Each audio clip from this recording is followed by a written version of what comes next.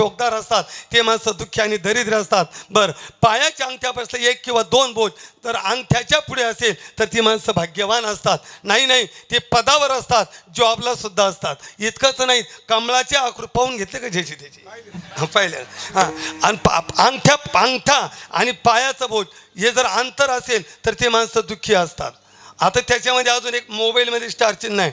मग ते बाबा असं काहींच्या पायावर असतं, त्याला आपल्या ग्रामीण भाषेत भावरा म्हणतात.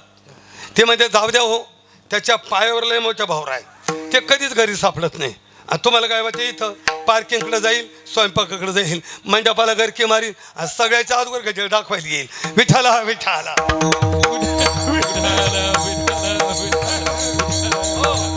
जाऊ द्या, ज्यांची 2 दात पुढे असतात, मोठे असतात, ती मुलं विद्वान आणि बुद्धिवान असतात. ज्यांची 2 दात पुढे असतात, मोठे असतात, ती मुलं विद्वान आणि बुद्धिवान असतात. चाणक्य, हसू नका आता दिसतील. हा, चाणक्याचे 2 दात पुढे होते. भविष्यकारांनी सांगितलं, आजी तुमच्या मुलाचे 2 दात पुढे आहेत, मोठे आहेत, मग तुमचा मुलगा मोठं झाल्यानंतर विद्वान आणि बुद्धिवान होणार आहे. असं म्हटल्याबरोबर चाणक्याची माय रडायला लागली. चाणक्याने विचारलं, आई का रडते? अरे बाबा, त्या भविष्यकाराने सांगितलं ना, ज्याची 2 दात पुढे आणि मोठे असतात ते मुलं विद्वान आणि बुद्धिवान असतात. आगाई चांगलं सांगितलं ना. नाही रे बाबा, मला माहिती, एकदा मुलं मोठी झाली, विद्वान झाली, बुद्धिवान झाली, विद्वान आणि बुद्धिवान मुलं माय बापाला विसरतात, म्हणून मला रडू आलं. आणि खरं आहे दादा, जाऊन बघा वृद्धाश्रमात, विचारा तुमची मुलं काय आहे, जज आहे, क्लास 1 अधिकारी आहे, डॉक्टर आहे, वकील आहे, इन्स्पेक्टर आहे, इंजिनियर आहे. लक्षामध्ये का? कारण विद्वान आणि बुद्धिवान मुलं, हे बुद्धिवान आणि विद्वानांचं बोलू का माफी मागून, आप्पा नुसती रील पाहून कीर्तन करायला तारीख नसती द्यायची, आणि फोनवर बी बाबा द्यायची नसती. अगोदर त्याच्या घरी जायचं आणि त्याच्या आईबापाला जाऊन भेटायचं. तुमचा मुलगा कंबर बांधून, फेटा बांधून समाजात सांगतो सकल तीर्थाचे धोरेंजे का, मग तुमचा मुलगा तुमची किती सेवा करतो, कशी चालणी लागते बघा. मग विठाला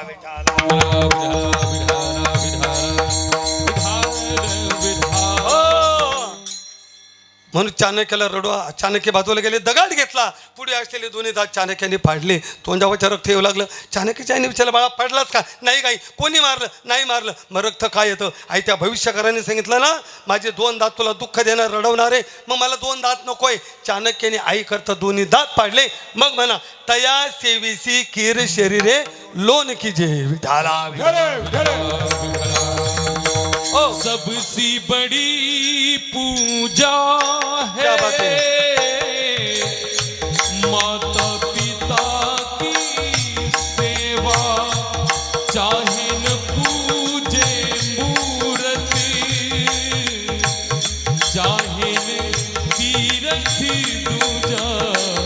श्री राम जय राम जय राम, श्री राम जय राम जय राम, श्री राम जय राम जय राम, श्री राम जय राम. धन्यवाद. सगळ्या तीर्थात श्रेष्ठ तीर्थ आहे, सर्व पूजी श्रेष्ठ पूजा आहे, तो धर्म आहे. आणि शेवटचा धर्म काय तो सांगतो, पुढे बोलायचं आहे. नाथ महाराज भागवतात वर्णन करतात, पुरुषाशी पर्वकाळ जन्मता जोडे एक वेळ, का माता पित्याचा अंतकाळ आणि धर्माची वेळ अति पवित्र. आई वडिलांचा अंतकाळ हा मुलासाठी धर्माची वेळ आहे. आणि तो अंतकाळ कळतो. बरीच लक्षणे आपण ऐकले, पण सांगतो. आंघोळ करताना छातीवरती कितीही पाणी टाकलं आणि छातीवरचं पाणी पांगायला लागलं आणि छाती कोरडी राहिली, त्या व्यक्तीने समजून घ्यावं आयुष्य राहिलं 1 वर्ष. रात्री उतरेला ध्रुव तारा दिसतो, जवळच्याला दिसतो ना, आपल्याला दिसत नाही. आयुष्य राहिलं 9 महिने. बोलताना कानाचे चापे हलू लागले, आयुष्य राहिलं 6 महिने.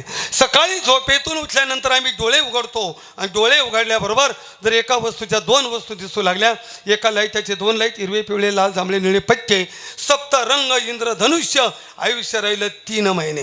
कदाचित एखाद्याला दिवसात चांदण्या दिसल्या, आयुष्य राहिलं 1 महिना. एखाद्याला असं स्वप्न पडलं, आपली मुलं आपल्याला स्वप्नामध्ये तेलाने आंघोळ घालताय, आयुष्य राहिलं 15 दिवस.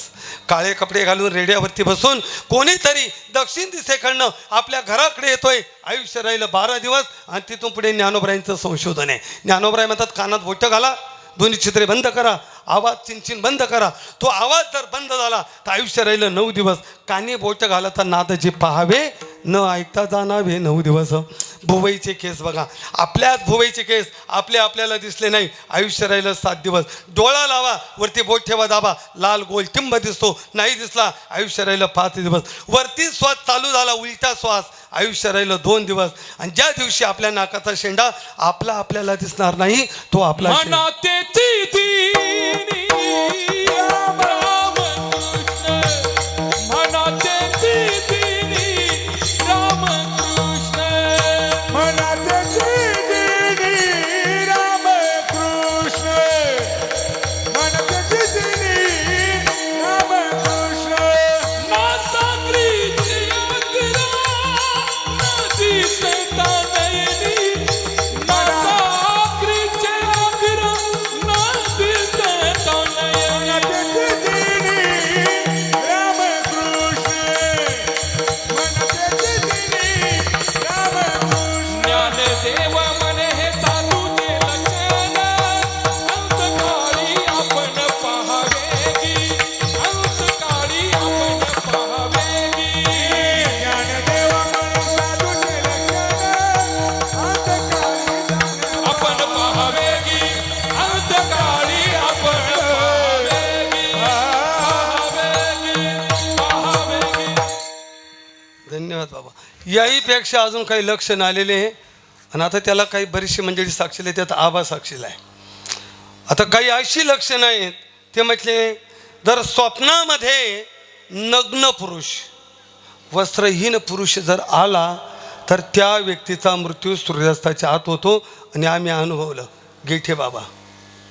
नग्न पुरुष आला, मला फोन केला, नंतर आपले बाबा ते साबळे बाबा, पण त्यांना काहीच सांगितलं नाही. 6 वाजेच्या जागेवर मृत्यू झाला की नाही, चालतं बोलता खरी लक्षणं खोटी नाही. जर स्वप्नामध्ये नग्न पुरुष आला त्या व्यक्तीचा मृत्यू सूर्यास्ताच्या आत होतो. तुम्ही उन्हात उभे, तुमची पडलेली सावली तुम्हाला दिसत नसेल, त्याही व्यक्तीचा मृत्यू सूर्यास्ताच्या आत होतो. पाणी स्थिर आहे आणि पाण्याजवळ उभे आहात, आपलं पाण्यात पडलेलं प्रतिबिंब जर आपल्याला नाही दिसलं, त्याही व्यक्तीचा मृत्यू सूर्यास्ताच्या आत होतो. विठाला विठाला, विठाला, विठाला, विठाला, विठाला, विठाला. हो. मग आता ही लक्षणं जर कळाली ना, आता हे तुम्हाला घाबरवण्यासाठी नाही सांगितलं, सावध होण्यासाठी सांगितलं. मृत्यूची लक्षणं कळाली, आता सावध व्हावं. मग सावध होऊन काय करावं?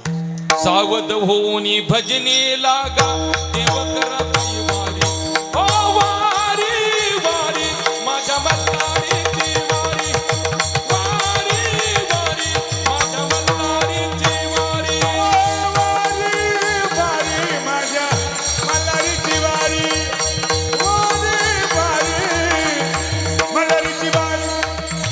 मल्हारीची वारी. सावध होऊन भजनी लागा, देव करा कैवारी. आता जागा रे बाईनो जागा, आता जागा रे बाईनो जागा, आता जागा रे भाईनो जागा, आता जागा रे भाईनो जागा, रे बाईनो जागा, आता जागा रे बाईनो जागा. आता जागा रे भाईनो जागा, आता जागा रे भाईनो जागा. ए चोरा निघला नाडून भागा, निघाला नारूनी भागा, चोरा निघला नाडून भागा. भागा रे भागा रे भागा रे भागा आता रे. जागा रे बाईनो जागा, आता जागा रे भाईनो जागा, जागा रे भाईनो जागा, आता जागा रे भाईनो जागा.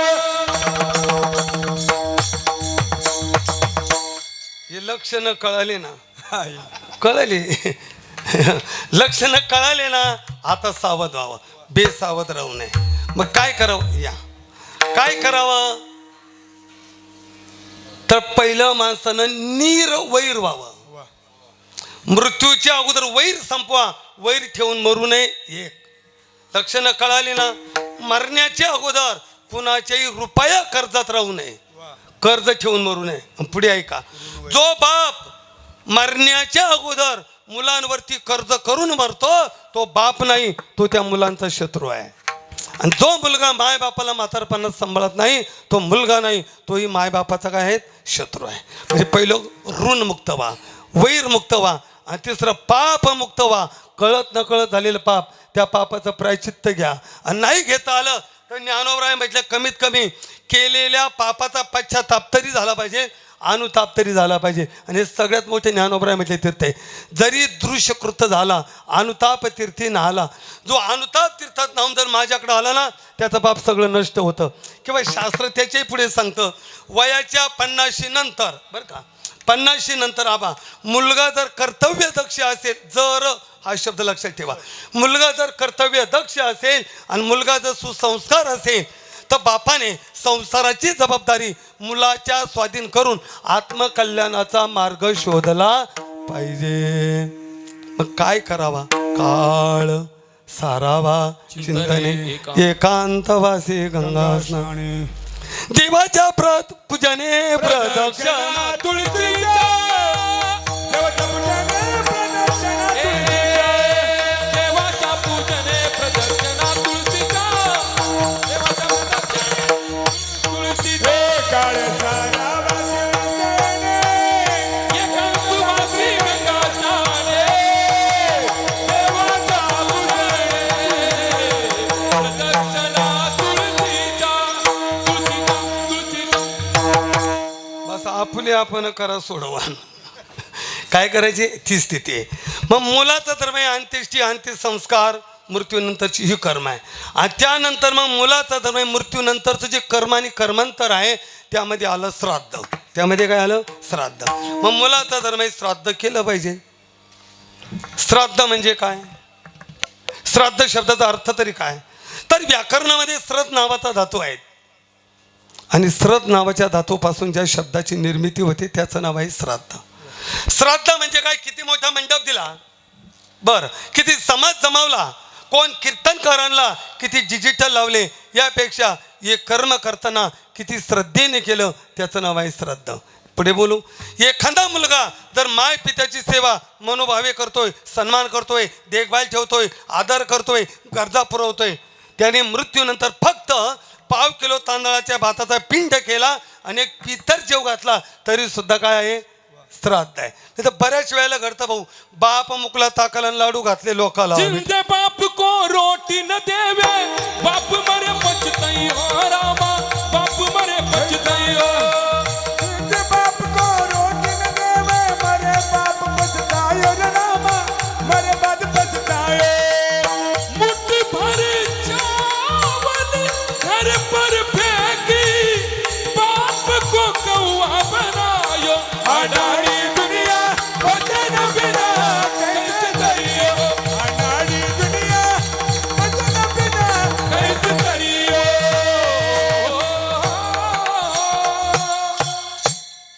भुक्या नाही अन्न मेल्यावरी मेल्या मेल्यावरी पिंडदान मेल्यावरी पिंड भुक्या नाही अन्न मेल्यावर पिंडदान मेल्यावर पिंडदान मेल्यावर पिंडदान. महाराज म्हणजे फसवणूक आहे हो. जित्याना अन्न मेल्यावरी पिंडदान. किंवा अजून एक फसवणूक तुकोबरांनी सांगितली. आता अक्षय तृतीया आली, अक्षय तृतीयेला पिता जेव घालावं लागतात, बरोबर आहे आपल्या धर्मानुसार. मग जेवण घालताना काही माणसं म्हणतात तुकोबरा म्हणजे असं करतात, ते बायकोला म्हणतात माझ्या आईच्या जागेवर तू सुवासीन राहा आणि पितर मी माझ्या वडिलांच्या ठिकाणी राहतो आणि पितर जेव घालतो. महाराज म्हणजे ही फसवणूक आहे. बाईला सुवासीन आई आपण पितरांच्या ठाई, हे सुद्धा काय आहे? असं आहे. मग श्रद्धेने केलेले कर्म त्याचं नाव आहे श्राद्ध. बरं, मग श्राद्ध केलं पाहिजे का? हो केलं पाहिजे. का केलं पाहिजे? तर जोपर्यंत श्राद्ध होत नाही तोपर्यंत जीवाची प्रेत योनीतून मुक्ती होत नाही. मग प्रेत योनी असते का? खात्री करा. आता रावसाहेब पाटील, भाऊसाहेब पाटील, गोरख पाटील, गोपाळ पाटील त्यांना विचारा, किंवा कन्या शोभाताई त्यांना विचारा. आजी या 2-5 दिवसात परिवाराच्या कुणाच्या तरी स्वप्नात आलेल्या असे सुनांच्या नातीच्या नातवांच्या कोणाच्या तरी, आणि शक्यतो त्यांनी जेवण मागितलं असेल हे पण सांगतो, विठाला विठाला. हो का? तर त्यांच्या आता शेवटचा प्रवास आहे. जोपर्यंत श्राद्ध होत नाही तोपर्यंत जीवाची प्रेत योनीतून मुक्ती होत नाही. जोपर्यंत श्राद्ध होत नाही तोपर्यंत मुलगा माय पित्याच्या ऋणातून मुक्त होत नाही. आणि एक मन सर्वांनाच माहिती, बाप दाखव नाहीतर श्राद्ध घाल. तुझा बाप जिवंत आहे ना, मग श्राद्ध करायची गरज नाही. आणि बाप गेला असेल तर श्राद्ध करावाच लागेल. समजा एखादं मला नाही केलं तर काय होतं? अलीकडे असे काही कमी आहेत का? नाही केलं तर काय होतं? म्हणजे शास्त्र म्हणतं श्राद्धम पुरुषानं ददती न दैवतानी चर्चिता सौहृद मित्र न लभते तमूर मूढचे. तसा जो मुलगा आई वडिलांच्या मृत्यूनंतर श्राद्धम पुरुषानं ददती, जो आई वडिलांच्या मृत्यूनंतर श्राद्ध करत नाही तमूर मूढचे, तसा तो मुलगा मूर्ख आहे. जो हिंदू धर्मामध्ये जन्माला येऊन जो देवदेवतांना मानत नाही तमूर मूढचे. वंश दुराचारी पुत्र झाला, वंश दुराचारी पुत्र झाला, वंश दुराचारी पुत्र झाला. हे कटकटा करीत पितर वंश दुराचारी पुत्र झाला, वंश दुराचारी पुत्र झाला, पुत्र झाला. दात खातात, शाप देतात. अरे आमच्या वंशामध्ये दुराचारी पुत्र जन्माला आला, मातीची खोळे दगड आला पोटाची, मातीची आखोळ्या दगड आला पोटाची. पोटात दगड आला, पोटाची मातीची दगड आला पोटाची. आता उघडे डोळे तुझ्या तरी अद्यापि न कळे, मातेचे खोळे दगडाला पोटाशी. उपजला काळ कुळाला लावी टाळ. कुळाला लावी टाळ, कुळाला लावी टाळ. उपजला काळ कुळाला लावी टाळ, कुळाला लावी टाळ, कुळाला लावी टाळ. अशी संतती जन्माला आली तर स्वर्गातील पितर दात खातात. आता आपले पितर पण 3 आहेत, उत्तम पितर, मध्यम पितर आणि कनिष्ठ पितर. उत्तम पितर कुठे राहतात? तर ते तळातळ नावाच्या पाताळात राहतात. त्यांचं नाव आहे आर्यमा. आणि भगवान परमात्मा गीतेत सांगतात, अर्जुना ज्या विभूती आहे ना त्यापैकी पितृंगणामध्ये आर्यमा नावाचा पितर तो मी आहे आणि तो मुख्य पितर आहे. याचं कार्य काय? तर आपल्या वंशामध्ये ज्ञानवान, धनवान, गुणवान, सुरपवान, भाग्यवान चांगली चांगली संतती जन्माला घालण्याचं कार्य हे आर्यमा नावाचं पितरांचं आहे. बरं, तो कधी संतुष्ट होतो? पितृपक्षामध्ये आपण जे श्राद्ध करतो त्या श्राद्धाने आर्यमा नावाचा पितर संतुष्ट होतो. इतर श्राद्धाला केळीचं पान लागतं, पण त्या श्राद्धाला मोहाच्याच पानाची पत्रवळी लागते. इतर श्राद्ध घरात केलं जातं, पण पितृपक्षात केलेलं श्राद्ध हे धाब्यावर केलं जातं आणि तो आहे आर्यमा. आणि ती भगवान परमात्मा म्हणतात माझी विभूती आहे. आणि ते मग इच्छा करतात. काय इच्छा करतात? आता ज्ञानोबराय त्यासाठी एक ओवी देतात. ज्ञानोबराय म्हणतात तरी पितर काय करते? ज्ञानोबराय म्हणतात तरी पितर काय करते? कास याने स्वर्गीय वस्ती म्हणून तेही येते कुळापाशी. ते पितर सुद्धा स्वर्गातील मान आमचा कायम राहावा म्हणून आपल्या कुळाकडे ते अपेक्षा करतात. विठाला हो, मग त्यांची अपेक्षा काय? 2 प्रकारची अपेक्षा आहे. त्याचे वर्णन नाथ बाबा 2 भागवतामध्ये देतात. तर त्यांची पहिली अपेक्षा ही की आमच्या मृत्यूनंतर आमच्या मुलांनी तर्पण श्राद्धादी कर्म करावं. आता ओवी आहे का? स्वये करावे पितृतर्पण, शनवती श्राद्धे जाणं आणि पितर उद्धरावे आपण गया वर्जन करून या. त्यांची स्वर्गातल्या पितरांचं मनोगत आहे, इच्छा आहे आमच्या मृत्यूनंतर आमच्या मुलांनी तर्पण करावं. काय करावं? आता इथे एक शंका आहे. काही लोक म्हणतात महाराज हा 1,00,000-2 लाख रुपये खर्च केल्यापेक्षा जर एखाद्या संस्थेला 1,00,000 रुपये 2 लाख दान दिलं तर चालणार नाही का? चालेल. ज्या संस्थेला गरज आहे तिला द्या. पण पुढे आहे का? संस्था दान घेईल, संस्था कमान बांधील, संस्था फोटो लावील, संस्था नाव देईल, पण संस्था तर्पण करणार नाही. तर तर्पण हे मुलाने करायचं आहे. स्वतः करावे, सोये करावे पितृ तर्पण. आणि मग सांगितलं शनवती श्राद्धे दान. श्राद्ध किती सांगितले?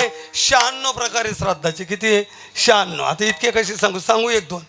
बरं, ज्या दिवशी श्राद्ध आहे तुमच्याकडे काही वेळ नाही, काही नाही, पैसा नाही, मग एक काम करा, 2-5 रुपये घ्या, एखाद्या गरीब पण पुढचा शब्द आहे वैष्णव ब्राह्मणाला दान करा, त्याला हिरण्य श्राद्ध म्हणतात. हे नाही करता आलं, एका टायमाचं भोजन होईल इतका कोरडा शिधा दान द्या, त्याला आम श्राद्ध म्हणतात. हे नाही जमलं, हिरवी गवताची पेंटी घ्या, गाईला द्या, त्याला गोष्टी श्राद्ध म्हटलेलं आहे. जाऊ दे, शेवटचं सांगू का, काही जमत नाही ना आता. मग ज्या दिवशी श्राद्ध आहे ना त्या दिवशी घरापासून दक्षिण दिशेला जा, उंच जागेवर उभे राहा, गवताची काडी घ्या, सूर्याला अर्पण करा, नमस्कार करा आणि बगला पित्रांना दाखवा आणि मोठ्याने रडा. सांगा पित्रांनो, ए पित्रांनो, मी तुमच्या वंशामध्ये एक दरिद्री करंटा जन्माला आलोय, माझ्या पित्रांनी या गवताच्या काडीने सुखी व्हावं. तुम्ही म्हणाल महाराज बाकीचं नाही जमणार, पण एवढं जमू शकतं. पण हे श्राद्ध सगळ्यासाठी नाही आहे, हे सगळ्यासाठी नाही. जो दरिद्री आहे, जो करंट आहे, हे त्याच्यासाठी. बरं, आपल्याकडे एक पद्धत आहे ना, वर बगल्या कुणाला म्हणतात? वर बगल्या, त्याने वर हात केले म्हणजे काही नाही, हो तो वर बगले म्हणजे कोणालाच काही देत नाही. लक्ष, शाही पाहिजेत नाही, माणसं काय म्हणतात त्याला, वर बगल्या आहे. काय त्याचं नाव? वर बगल्या. म्हणजे अर्थात ते एक श्राद्ध आहे. मग श्राद्ध करावं. किती सांगितले? 96. आणि त्यामध्ये सांगितलं वर्जन, एक गया वर्जन, हे मातृगया आणि पितृगया. सोये करावे पितृतर्पण, शनवती श्राद्धे जाण, पितर उद्धारावे आपण. त्यांचा उद्धार कशाने करता येईल तर गया वर्जन करून या. गया 2 गया आहे. किती गया आहे? 2 आहे. एक धारणगावची आणि एक नांदूरची. मग कोणत्या? हा, एक मातृगया आणि एक आहे पितृगया. तर मातृगयेला मातृ ऋणातून उत्तीर्ण होण्यासाठी पिंडदान करावं लागतं. बरं, ही गया कुठे आहे दादा? ही गुजरातमध्ये. त्या नगराचं नाव आहे सिद्धपूर. याला सिद्धपूर का म्हटलं तर देवतीच्या पोटी कपिल मुनीने अवतार धारण केल्यानंतर मातृ ऋणातून उत्तीर्ण होण्यासाठी कपिल मुनीने जिथं पिंडदान केलं ती आहे मातृगया. आणि तिथं आईची आठवण करून रडावं लागतं. कपिल मुनीच्या डोळ्यातून 2 पाण्याचे थेंब खाली गळाले, जे सरोवर तयार झालं त्या सरोवराला नाव दिलं बिंदू सरोवर. आणि ते शुद्ध पुरुष होते म्हणून त्या नगराचं नाव आहे सिद्धपूर. ती झाली मातृगया. आणि दुसरी आहे पितृगया. आता पितृगयेचा नियम असा आहे, पितृगयेचा नियम असा आहे का पितृगयेला पहिले 21 पिंड विष्णू मंदिरात द्यावे लागतात. जे गेले त्यांना विचारा. नंतर 21 पिंड गयासुराच्या पाठीवर द्यावा लागतात. आणि नंतर तिथं 3 पद आहे, ब्रह्मपद, रुद्रपद आणि विष्णुपद. जर मुलाने त्या गयेला जाऊन त्या पदावरती आपल्या हाताने जर पिंडदान केलं तर मुलगा पित्रांच्या ऋणातून मुक्त होतो. विठाला विठाला पितले पीत रांचे ऋण, पितले पीत रांचे ऋण पिटले, रांचे ऋण पिटले. हे माझे झाले गयावरी जन, पितले पीत रांचे ऋण, पितले पीत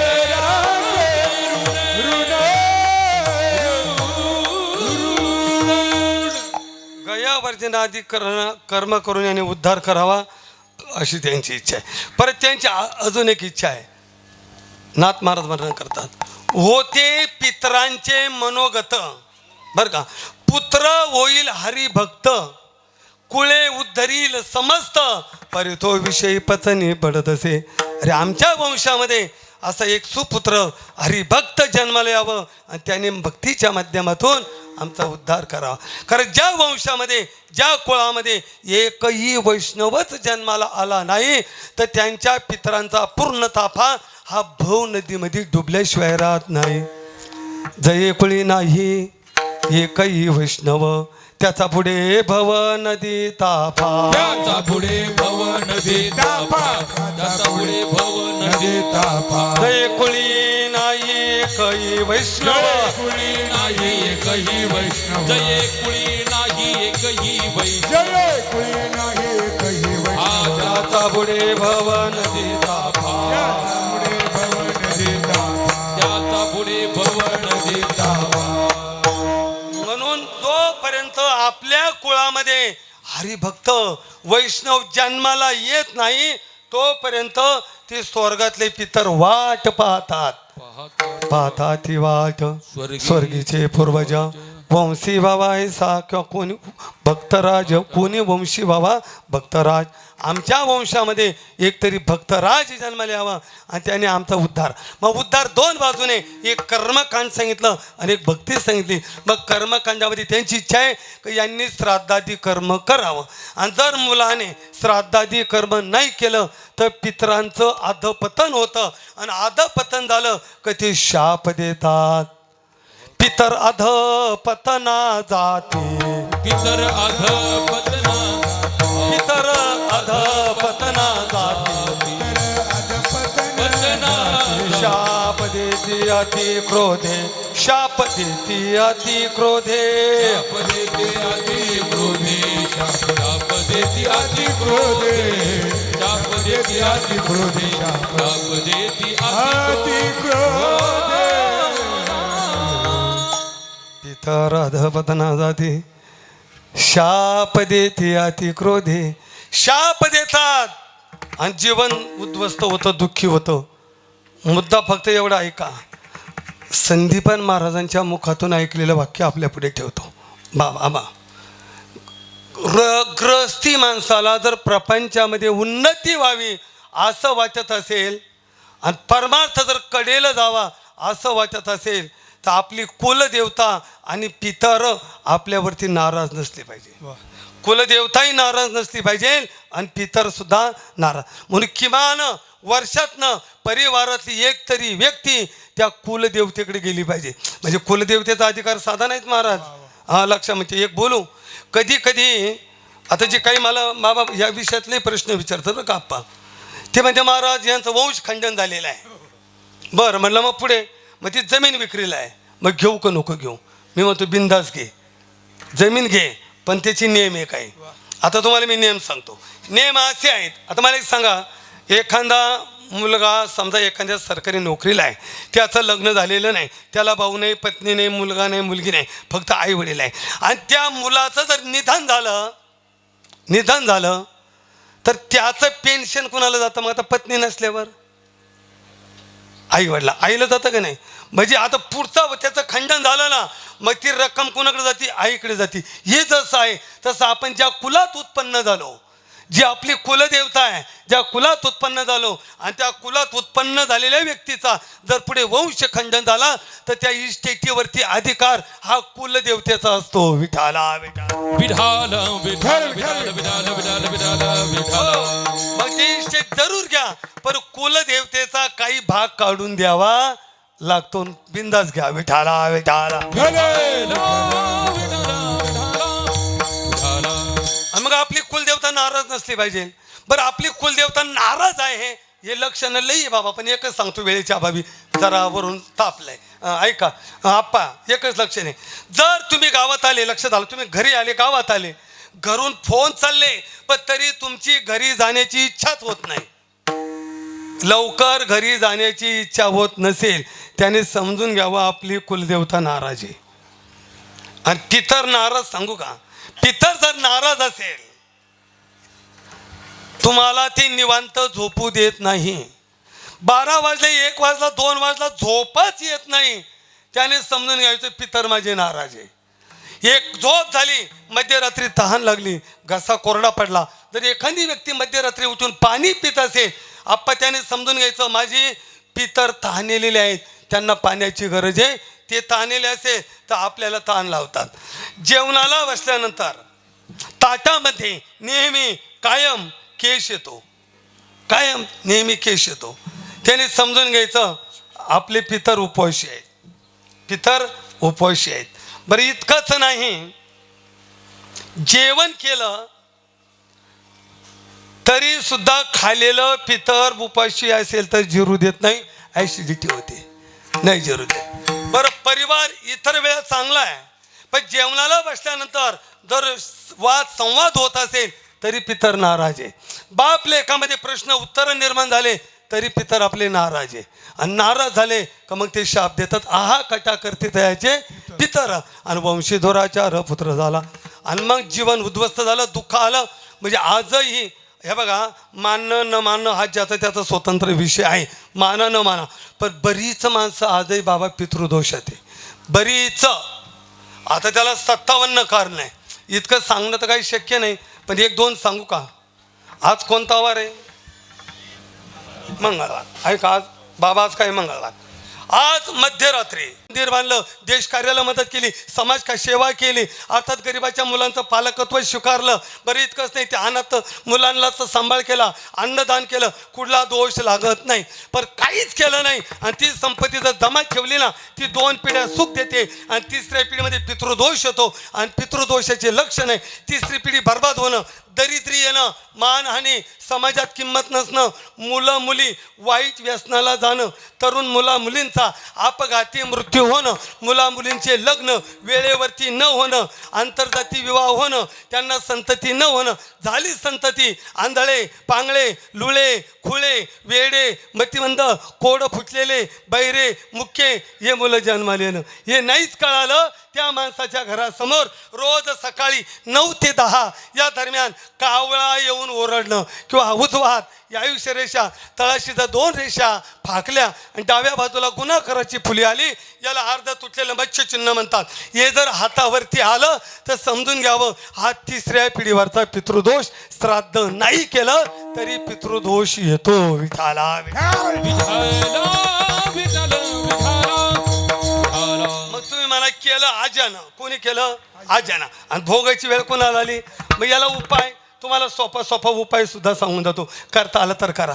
तुमच्या हातावर पितृदोष राहू द्या, काल सर्प राहू द्या, हृदयाची रेषा तिरपी होऊ द्या, आयुष्याच्या रेषेला छेद जाऊ द्या, राऊचा ओटा उंच होऊ द्या, चंद्राचा खळगा होऊ द्या, कुठलेही लक्षणं राहू द्या, एक प्रभावी मंत्र आहे. जर तुम्ही त्या मंत्राचा जप केला ना, तुम्हाला बाकीचं कर्मकांडच करायची गरज नाही. त्या मंत्रामध्ये की सामर्थ्य आहे, हा पितृदोष त्या मंत्रापुढे शुल्लक आहे. आणि तो मंत्र आम्हाला ज्ञानोबरायांनी हरिपाठात दिला.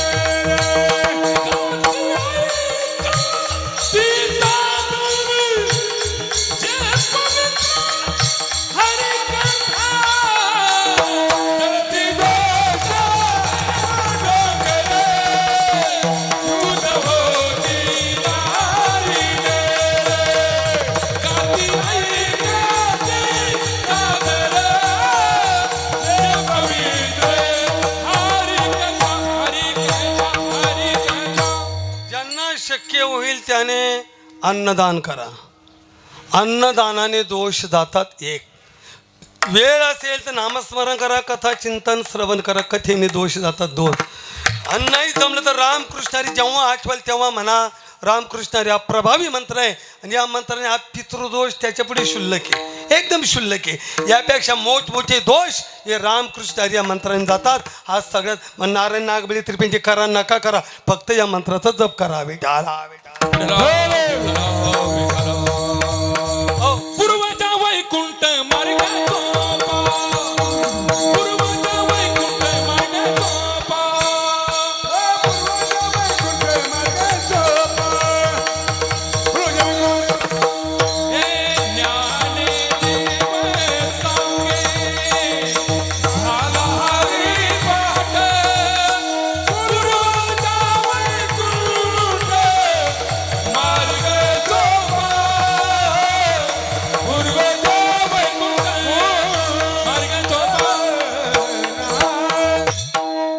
श्राद्धादी कर्म उद्धाराचं साधन आहे. नंतर ज्ञानोबराय म्हटले नित्य नियमाने हरीचं स्मरण करा, हरीचा पाठ करा, पूर्वजांचा उद्धार किंवा दोन्ही पक्ष पायी उद्धारती. कशाने उद्धार आहे तर नामाने उद्धार आहे. आज सोपं अजून जर तुम्ही पंढरपूरचे वारकरी आहात ना बरं पंढरपूरला गेल्यानंतर शक्य झालं तर थोडं का होईना अन्नदान करा. नुसते लोकांच्या चिक्क्यान लाडूच गोळा करीत नका जाऊ रस्त्यानं. आपणही तिथे गेलो थोडंफार दान केलं पाहिजे कारण त्या क्षेत्राचा महिमा आहे. येथे कशी कधी दल्या अन्न कशी नदी दिल्या होय कोटी कुळाचे उद्धरण कुळाचे उदरण कोटी याग केलं पूर्ण हे मैदान तीर्थाचे.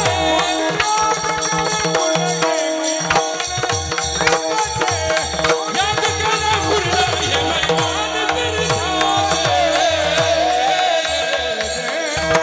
त्यांची इच्छेने उद्धार करावा अत्यंत तुम्हाला मग पंढरपुरात गेलो अन्नदान करा कोटी कुळाचं उद्धारण आहे. पंढरपूरला गेले देवाचं दर्शन घ्या तरी पूर्वजांचा उद्धार आहे. पूर्वज उद्धारती सांग पांडुरंग देखलिया देवाला बघितलं पूर्वजांचा उद्धार. अजून तुम्हाला सोबत सांगतो म्हणजे एखादा शिवभक्त आहे त्याने सकाळी 12 ज्योतिर्लिंगाचं स्मरण करा तरी कोटी कुळाचा उद्धार आहे.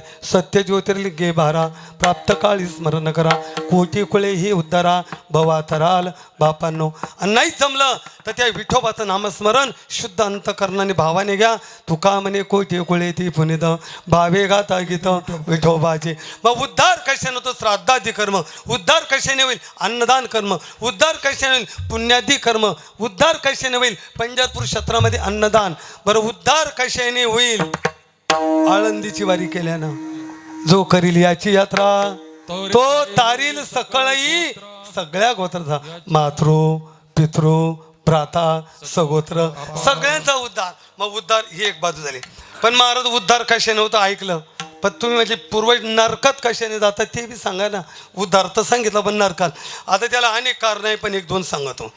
आपल्या संस्कृतीमध्ये आपल्यापेक्षा वयाने लहान मुलगी असेल तर तिला कन्येचा दर्जा आहे. खांद्याबरोबर असेल तर भगिनीचा दर्जा आहे आणि आपल्यापेक्षा मोठी असेल तर तिला मातेचा दर्जा आहे. पण जो कोणी नीच माणूस पर स्त्रीकडं हेळसांड करून बघतो विटंबना करतो महाराज म्हणजे तो तर नरकात जातोच जातो पण त्याचे पूर्वजही अख्खे नरकात जातात. पूर्वजांशी नरका पूर्वजांशी नरका पूर्वजाची नरिका पूर्वजाची नरिका पूर्वजांशी नरका पूर्वजांशी नरका पूर्वजाची नरिका पूर्वजाची नरिका.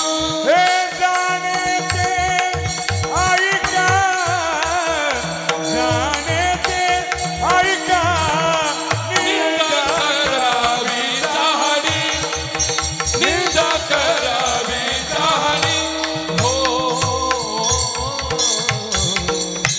अभंगात एक कारण सांगितलं मला अनेक कारण त्याचं पहिलं कारण दाशीचा जो संग करी त्याचे पूर्वज नरकाद्वारी म्हणून परस्त्रिया सदा बहिणी माय. आणि नाही मानल्या तर संग खोटा परनारीचा घात होईल नेमाचा. रावणाचा वाचोळ झाला बाकीच्यांचा काले विचार करते. कौसी लंका को आग लगाऊ किस रावण की भुजा उखाड़ू घरी घरी रावण घरी घरी लंका इतने राम कहाँ से लाऊं इतने राम कहाँ से लाऊं इतने राम कहाँ से लाऊं.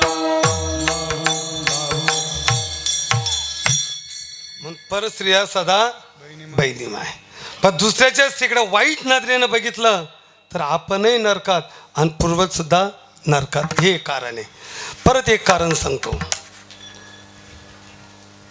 तुम्ही पैशाने मोठे आहात तुम्ही पदाने मोठे आहात पण वाक्य ऐका जातीपेक्षा आणि धर्मापेक्षा कोणीच मोठा होत नसतो. मग जो मुलगा ज्या जातीमध्ये जन्माला येऊन जातीचा आचार मानत नसेल तर त्याचेही पूर्वज नरकात जातात आणि त्यांच्याही पितरांचं अधोपतन होतं. त्याचा होय भूमिभार नेने जातीचा आचार झाला दावेदार भोगवी अघोर पितरांशी पितर नरकात जातात. अजून कशाने जातात काही झालं एकदा कावळा आणि बगळा दोघांची मैत्री. कावळा धुरतं कावळ्याने काय केलं, बगळ्याची बगळीनंच हडप केली. तो बगळा म्हटला, अरे सक्का मित्र झाला म्हणून काय बैल मागावी, माझी पत्नी परत कर. पण ते कावळच, ते तुला काय करायचं ते करून घे. याने या फायर नोंदली. 12ला 5-10 मिनटं कमी असल्यामुळे लवकर बोर्डावर केस आली. कावळा अतिशय हुशार, तो न्यायाधीशाला जाऊन मिळाला. म्हटले, साहेब जर माझ्या बाजूने न्याय दिला मी 5,000 रुपये देतो आणि मी पितृदूत आहे. कावळा कोण आहे? पितृदूत आहे. मी तुमच्या पूर्वजांचं दर्शन करून देतो. अहो न्याय दिला गेला, बगळीन कावळ्याला देण्यात यावी. पण बगळ्याच्या वकिलांनी युक्तिवाद केला, याला घटनाक्रम कायदा नियम काय आहे. मग त्या न्यायाधीशाने सांगितलं, ऐका, कावळा आणि बगळीने एका कॉलेजमध्ये शिकत असताना यांचा आंतरजाती विवाह झालेला आहे. आणि आंतरजाती विवाह घटनेनुसार बगळीन आता कावळ्याला देण्यात. ते बगळे गेले बिचारा निघून, कावळा रुबाबत निघाला. पण न्यायाधीश आडवे झाले. हो ठरलंय आपलं 5,000. कावळ्याने लगेच दिले 5,000.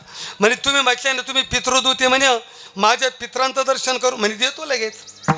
ऐका, सर्व गावाचं सांड पाणी ज्या खड्ड्यात साचलेलं होतं तिथं कावळा न्यायाधीशाला घेऊन गेला. सांगितलं, साहेब आतमध्ये बघा, बारीक शेपटीचा किडा तुमची आई आणि जाड शेपटीचा किडा तुमचा बाप. न्यायाधीश म्हणे, कावळ्या जो काय काही टिकण्यावर म्हणे, हिंदू म्हणून जन्माला गेले तुकोबऱ्यांची गाथा वाचली का?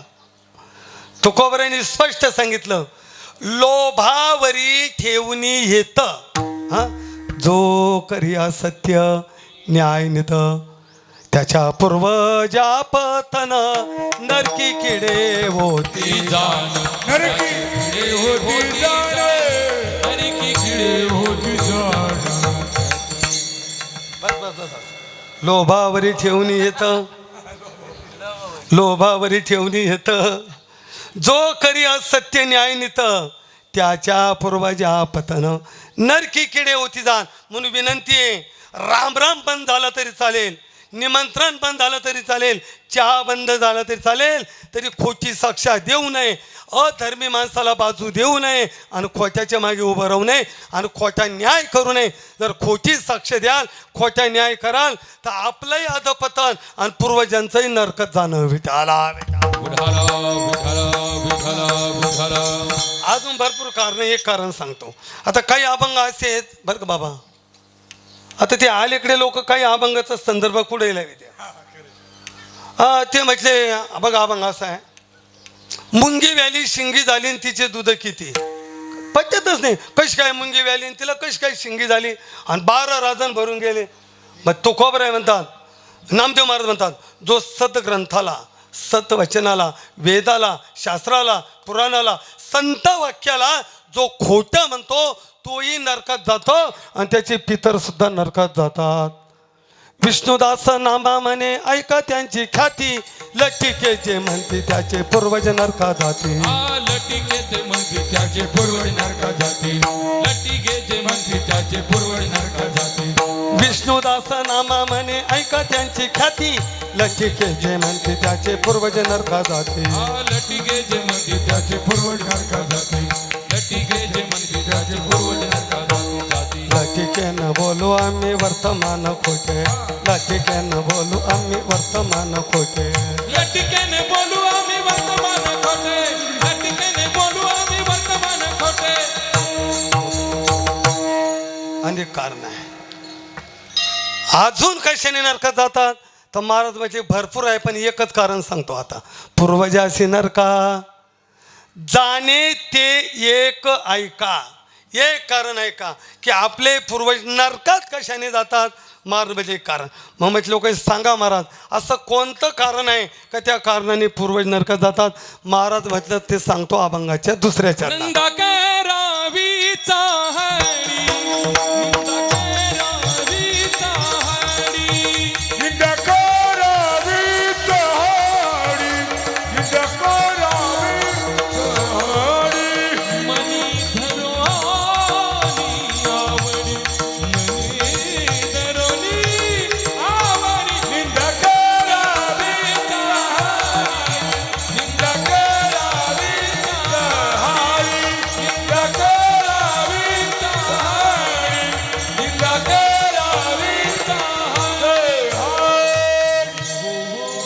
एवढं एक कारण सांगितलं. आपले पूर्वज नरकाचा वाटत ना, मग महाराज म्हणजे खुशाल एक काम करा, लोकांच्या निंदाकरांचा आठाड्या लावा.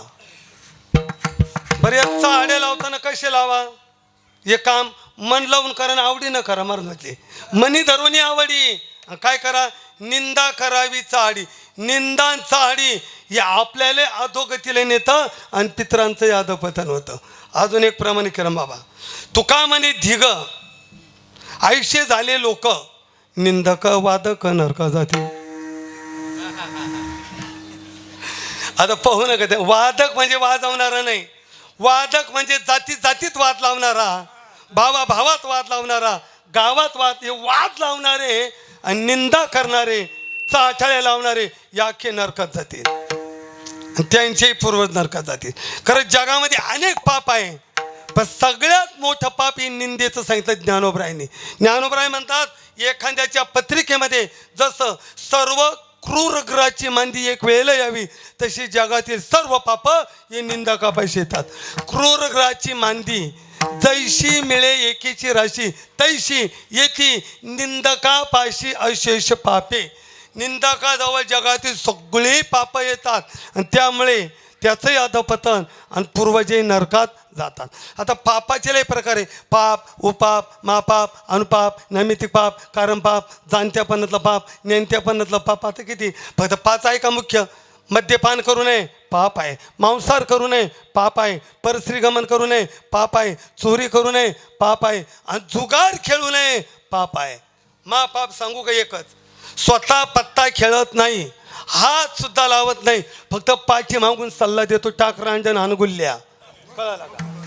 अरे हे देह व्यर्थ जावे, अरे देह व्यर्थ जावे, अरे देह व्यर्थ अरे हे देह व्यर्थ बस बस बस. साई ऐसे जरी तुझं व्हावे ऐसे जरी तुझं व्हावे, ऐसे जरी तुझं भावे ऐसे जरी दूत कर्म मनोभावे, दूत कर्म मनोभावे, कर्म मनोभावे तुझं हे सारी पाठ खेळावा, सारी पाठ खेळावा, सारी पाठ खेळावा. सारी पाठ खेळावा. अरे देह व्यर्थ जावे, अये देह व्यर्थ जावे, अरे देह व्यर्थ जावे. मग तुला वाटतंय ना आपलं शरीर व्यर्थ जावं, पण तिथे मनोभावे शब्द आलाय. सारी पाचन जुगार खेळायचा, पण टाइमपास नाही, मनोभावाने खेळा म्हटले. मग गेला तुझा कामच झाला. आणि जो पाप करतो आणि त्याला अनुमोदन देतो त्याला महापापी म्हणजे. केले पाप ज्याने दिले अनुमोदन, दोन्हीशी पतन सारखेची. मग वाटते ना तुम्हाला, मग निंदाकारांचा आडी करा. ते बी काम कसं करा? मन लावून करा ना, आवडीने करा. मनी धरोनी आवडी. जगात सगळ्यात मोठं पाप निंदच आहे, पण त्यापेक्षा मोठं जे पाप आहे ते मात्रागमनाचं आहे. कशाचं आहे? म्हणजे आयुष्य कर्म केल्याचं पाप. पण निंदा करणाऱ्याला हे पाप किती जोडलं तर राशीच्या राशी जोडल्या, अभंगाच्या 3ऱ्या. माता गमना ऐसी ऐसी माता गमना ऐसी, माता गमनायसी, माता गमनायसी, जोडी पातकाची राशी, जोडी पातकाची राशी, निंदा करावी चाहडी, निंदा करावी चाहडी. स्त्री हत्या, भ्रूण हत्या, बाल हत्या, ब्रह्म हत्या, अशा अनेक हत्या आहेत. तर सगळ्या हत्या त्याच्या डोक्यावरती बसल्या. किती? ज्याने निंदांचा अटळी केली, मात्रा गमन असं पापही बसलं आणि अशा हत्या बी त्याने जोडल्या. फक्त निंदांचा अटळी. पूर्वजही नरकात गेले, त्याच्या माथ्यावर हे पाप बसलं. आणि मग महाराज म्हणजे जीवनात इतकं पाप घडल्यामुळे बेट्या उद्धाराचा कशाला विचार करतो? तुझ्यासाठी जे नरक सांगितले त्यात सगळ्यात मोठा नरक हा कुंभपाक आहे, आणि त्या कुंभपाक नरकाचा रस्ता तुझ्यासाठी मोकळा झाला. अभंगाचं शेवट. तुका मैने वाटे, तुका मैने वाटे, तुका मैने वाटे, तुका मैने वाटे, कुंभपाकाचे ते नीट,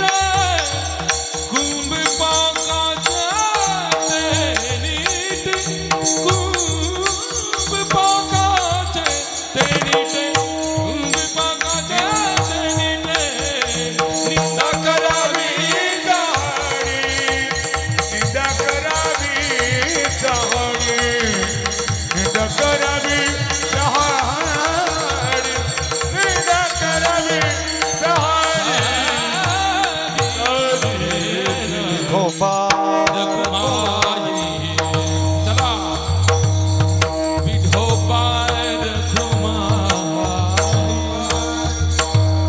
जय विठोबा रखुमाई जय विठोबा रखुमाई टाळी वाजवा भजन करा हो टाळी वाजवा विठोबा रखुमाई जय विठोबा रखुमाई जय विठोबा रखुमाई विठोबा रखुमाई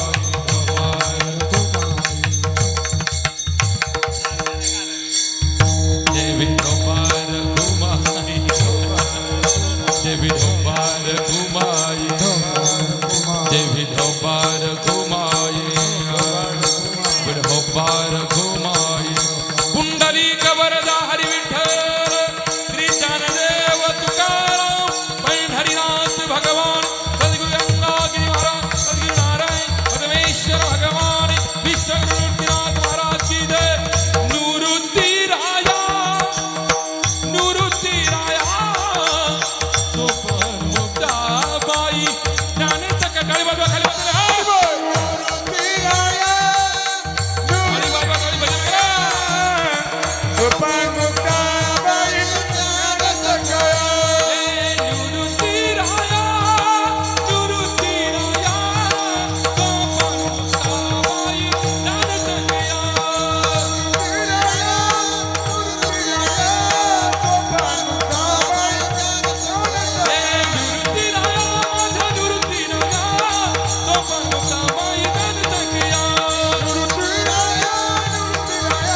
सोपन मुक्ताबाई ज्ञानेश्वर माऊली ज्ञानराज माऊली तुकाराम ज्ञानेश्वर माऊली माऊली ज्ञानेश्वर माऊली ज्ञानराज माऊली तुकाराम पूर्वजाशी नरका झाले ते ऐका निंदा करावी चाडी मनी धरून आवडी तुकोपर्यंतच्या अभंगावर या अभंगात पितरांचं अधपतन कशाने होतं नरकात कशाने जातात जे अनेक कारण त्यापैकी कारण सांगितलं आज या ठिकाणी वैकुंठवासी हौशाबाई संपतराव पाटील शिंदे या आजींच्या जाण्यानं परिवारात झालेलं दुःख त्यांच्या पश्चात खरं तर पहिले एक दुःख झालेले त्यांच्या अगोदर त्यांचे असलेले ज्येष्ठ सुपुत्र दिलीपांना कारण आई वडिलांच्या अगोदर मुलानं जाणे जगातील सगळ्यात मोठं दुःख आहे ते दुःख या माऊलीच्या वाट्याला आलं ते त्यांनी अनुभवलं त्यानंतर 4 मुलं 1 मुलगी सुंदर अशी सेवा केली समाजापुढे एक आदर्श या परिवाराने ठेवलेला आहे पण तरी आई जाण्याचं जे दुःख आहे हे दुःख पेलवण्याचं सामर्थ्य प्रभू या परिवाराला देवो फक्त एकच वाक्य बोलतो तुम्ही किती मोठी असा घड्या ज्या दिवशी या विश्वामध्ये आपली आई नाही ना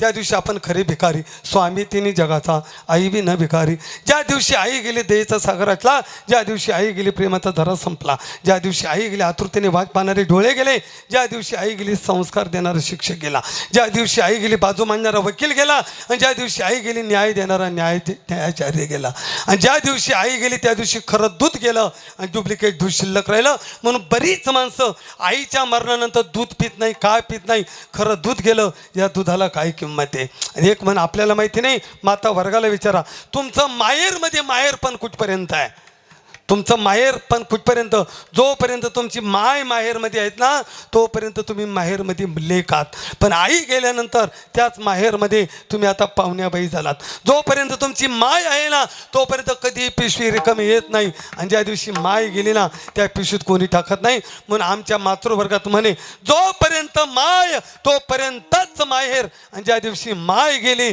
त्या दिवशी माहेर संपलं आणि ज्या दिवशी आपली आई गेली त्या दिवशी आपलं खरं प्रेम केलं पण अजून एक लक्षात ठेवा आईच्या जाण्यानंतर आपल्यावरती खरं प्रेम कोण करत असेल तर फक्त आपली बहीण करते एवढे लक्षात ठेवा आईच्या जाण्यानंतर आईची जागा फक्त बहीण घेते त्या काळात तिला बोलवा नका बोलवा काही घ्या नका घ्या द्या नका द्या तरी निस्वार्थ प्रेम करणारी बहीण आहेत म्हणून आई जरी गेली तरी आईची जागा भरून काढण्यासाठी काही अंशी पश्चात तुम्हाला बहीणसुद्धा आहेत बहिणीवरती बी आईप्रमाणे प्रेम करा नक्कीच तुम्हाला आईची माया मिळेल झालेली सेवा अधिष्ठान दैवत गंगा मध्यमेश्वराच्या तुम्हाला सर्व सज्जनाचे समर्पित करून शिवेला पूर्ण विराम करविली तैशी केली जगात वाकडे की निठ देव जाणे विठ्ठल जय जय विठ्ठल बोली धन्य धन्य निवृत्ती देवा काय महिमा वर्णावा शिवे अवतार धरून केले त्रैलोक समाधी त्र्यंबक शिखरी मागे जोगे ब्रह्म शिवे अवतार धरून केले त्रैलोक्य निवृत्तीनाथाचे चरणी चरण एका जनार्दनी शिवे अवतार धरून केले त्रैलोक्य ज्ञानदेव तुकाराम पुंडलिक परमेश्वर अंबाया. भगवान की जय. कृपया सर्वांनी थोड्या वेळ शांतता ठेवा, जागा सोडू नये.